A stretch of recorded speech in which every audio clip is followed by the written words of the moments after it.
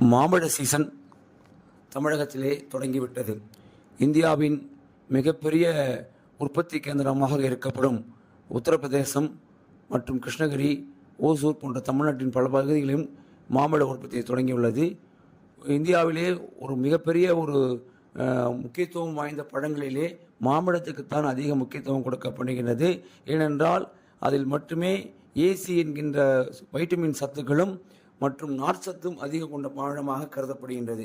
Indonesia, Pakistan, Philippines, India உட்பட பல நாடுகளில் தேசிய பழமாகவே இந்த மாம்பழம் இருந்தாலுமே இந்தியாவில் மட்டுமே மாம்பழம் அரசனாகவே கருதப்படுகின்றது. உலகிலே பார்த்தீர்கள் என்றால் முதல் இடத்திலே மாம்பழ உற்பத்தியிலே முதலிடம் இருப்பது இந்தியா தான். கிட்டத்தட்ட 123 மில்லியன் ஹெக்டேரிலே ஒரு 45% உலகத்தின் முதல் மாம்பழ உற்பத்தியாளர்களாக உத்தரப்பிரதேசத்தான் இருக்கின்றது.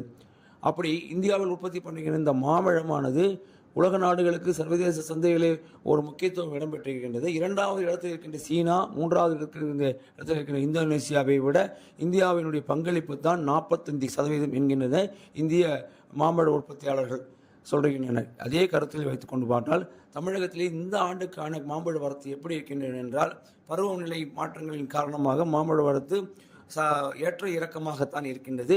அதிலும் குறிப்பாக ஆரம்ப நிலை கோடை காலம் தொடங்குவதற்கு முன்பு மார்ச் ஏப்ரல் நடுவிலே பார்த்தீர்கள் என்றால் கிலோ 400 வரை விற்றுட்டு இருந்த மாம்பழம் தற்போது விலை குறைவாக காணப்பட்டிருந்தாலும் மாம்பழத்தினுடைய வரத்து நாளுக்கு நாள் குறைந்து வருகின்றது. ஏனால் தேவை என்பது அதிகரித்து கொண்டே இருக்கின்றது. சுமார் 2 கோடி மாம்பழங்களை நாம் சராசரியாக உணவிலே பயன்படுத்தி கொண்டிருக்கின்றோம்.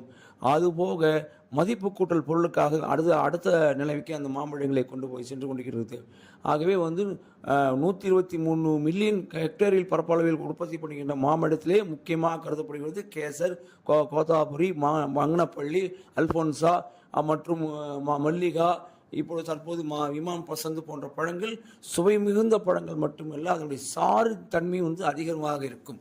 சாரின் தன்மை அதிகமாக இருக்கிறதால் அதை மதிப்பு கூட்டல் பண்ணி அதுக்கான ஒரு மார்க்கெட்டுக்கு, சந்தைக்கு, விற்பனைக்கு கொண்டு செல்லப்படுகின்றது.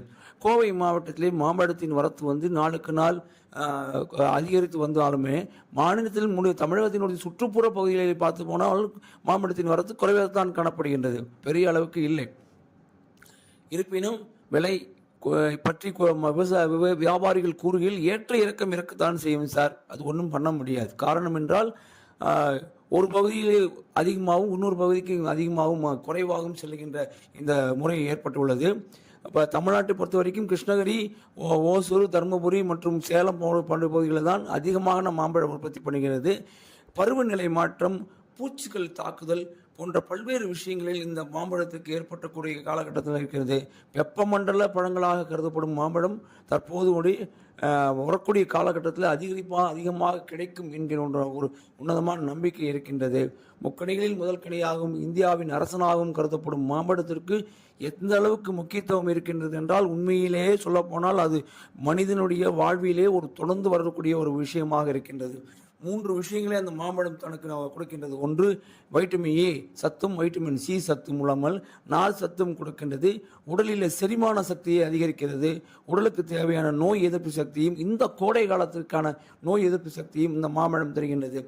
அந்தந்த பருவநிலைக்கு ஏற்றான படியான பழங்களை நாம் உட்கொள்ளும்போது நம்மளோட உடலில் ஏற்படுகின்ற அந்த நோய் எதிர்ப்பு சக்தியும் உடல் பலமான விஷயங்களுக்கும் ஏற்படுகின்றது. முக்கியமாக குழந்தைகளுக்கு இந்த மாம்பழங்கள் அதிகமாக தர வேண்டும் என்கின்றனர் மருத்துவர்கள்.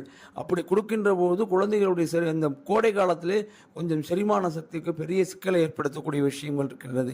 எனவே கோடை கால செரிமான சக்திக்கு கண்டிப்பாக குழந்தைகளுக்கு ஒரு நாள் விட்டு ஒரு நாளாவது மாம்பழம் கொடுங்கள் என்கின்றனர். அந்த மாம்பழத்தை தேர்ந்தெடுப்பதில் மிக கவனமாக இருக்க வேண்டும். ஏனென்றால் மாம்பழத்தை பழுக்க வைக்க கார்போஹைட்ரேட் கல்கள் போன்ற பல்வேறு ரசாயன பொருட்களை பயன்படுத்துகின்ற சூழலும் ஏற்பட்டிருக்கின்றது. உணவு பாதுகாப்புத்துறை அதிகாரிகள் தொடர்ந்து எச்சரித்துக் கொண்டே இருக்கின்றார்கள். நீங்கள் வியாபாரத்திற்காக மாம்பழம் நன்றாக பழுக்க வைக்கக்கூடாது, மாம்பழத்தின் மீது எந்த விதமான ரசாயன கலவைகளை போடக்கூடாது என்கின்ற உத்தரவுகளை போட்டதோடு இல்லாமல் கண்காணிப்பு வளையத்துக்குள்ளரே இந்த மாம்பழ வியாபாரிகளை வைத்திருக்கின்றார்கள் என்பதும் குறிப்பிடத்தக்கது. எல்லாத்தையும் தாண்டி இந்த மாம்பழ வியாபாரத்திலே பல்வேறு சிக்கல்களை வராமல் தடுப்பதற்கு ஒரு பக்கம் அரசு துறை செயல்பட்டாலும் மாம்பழத்தை தரமான முறையிலே தேர்ந்தெடுத்து வாங்கி பயன்படுத்த வேண்டும். அந்த மாம்பழங்களை சுவையானது மட்டுமல்ல, அது ஒரு மிகப்பெரிய மருத்துவ ரீதியான ஒரு பொருளாகவும் அதை கருதப்பட வேண்டும் என்பதும் மருத்துவ ரீதியாக சொல்லப்படுகிறது. ஆயுர்வேதம் முதல் அலோபதி மருத்துவம் வரை இந்த மாம்பழம் இந்த கோடைகால சீசனிலே கண்டிப்பாக நமது உணவிலே இடம்பெற வேண்டும். நமது உடலிலே அது இயக்கமாக செயல்படுத்த வேண்டும். புளிப்பு, துவர்ப்பு போன்ற எல்லா சுவைகளும் அதுக்குள்ளே இருக்கின்றது. எனவே மாம்பழம் கண்டிப்பாக நம்முடைய உணவில் இருக்க வேண்டும் என்கின்ற அந்த மருத்துவருடைய அந்த கூற்றை ஆமோதிக்கும் விதமாகவும் மாம்பழத்தை தேர்ந்தெடுத்து சரியான முறையில் பயன்படுத்த வேண்டும் என்பதும் சொல்லப்படுகின்றது. எந்த அளவுக்கு மாம்பழத்தை பார்த்து வாங்குகின்றோமோ அந்த அளவுக்கு ரசாயன கலப்படம் இல்லாமல் தருவதும் வியாபாரிகளுடைய முக்கியத்துவம் வாய்ந்த ஒரு உண்மையாக இருக்க வேண்டும். தேசத்தின் மீதும் மக்களின் மீதும் அக்கறை கொண்டவர்கள் கண்டிப்பாக ரசாயனம் போன்றவற்றை தவிர்ப்பார்கள் என்பது பொதுமக்களின் எதிர்பார்ப்பாக உள்ளது.